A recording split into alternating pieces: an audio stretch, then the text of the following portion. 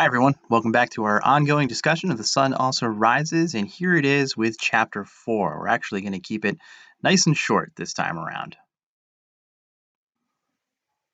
So, primarily, as so many of you pointed out in your flip grids, the chapter is really about Jake and Brett. And man, what a tortuous relationship it really is for both of them. I think in today's jargon, we would certainly refer to it as a toxic relationship.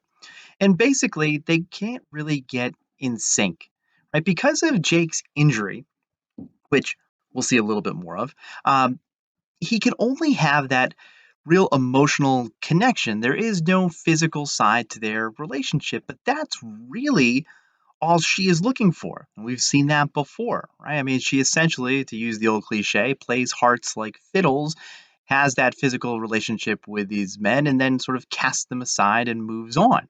Now, interestingly enough, she sees it almost as like a penance, almost like a karma for this sort of behavior. It's almost like what she deserves. And I think what's really telling is their short, brief little conversation about being in love. And Jake says at one point, in a way, it's an enjoyable feeling. And she responds with, no, I think it's hell on earth. That's a pretty strong opinion. So it begs the question, what's happened to her in the past? Right? What went on in some part of her life that we don't know about that makes her feel this way? And is this why she behaves the way she does? Is she really only looking for that physical relationship because she has no interest in love? Maybe she's been down that road before, so to speak, and has been burned by it, has been hurt by it. And maybe she's lost somebody. There's a lot of possibilities there, and certainly a lot for us to consider. And that may explain a little bit why she feels the way she does. Perhaps she doesn't really want to be emotionally connected to Jake because she's scared, and because there's that fear of pain, of loss, perhaps that she's experienced before, and she's hoping to prevent it again.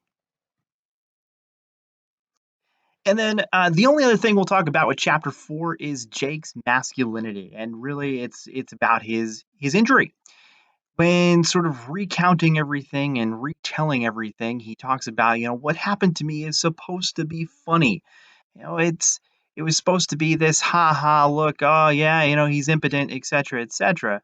But there really is no humor when it's you, right? This falls under that category of the unreasonable wound that we had talked about before getting into the book. And you know, it's not that Jake wasn't brave or that Jake wasn't courageous or did not exhibit any valor in battle or anything like that. It was just a circumstance of luck. It was bad luck. Wrong place, wrong time, suffers an injury.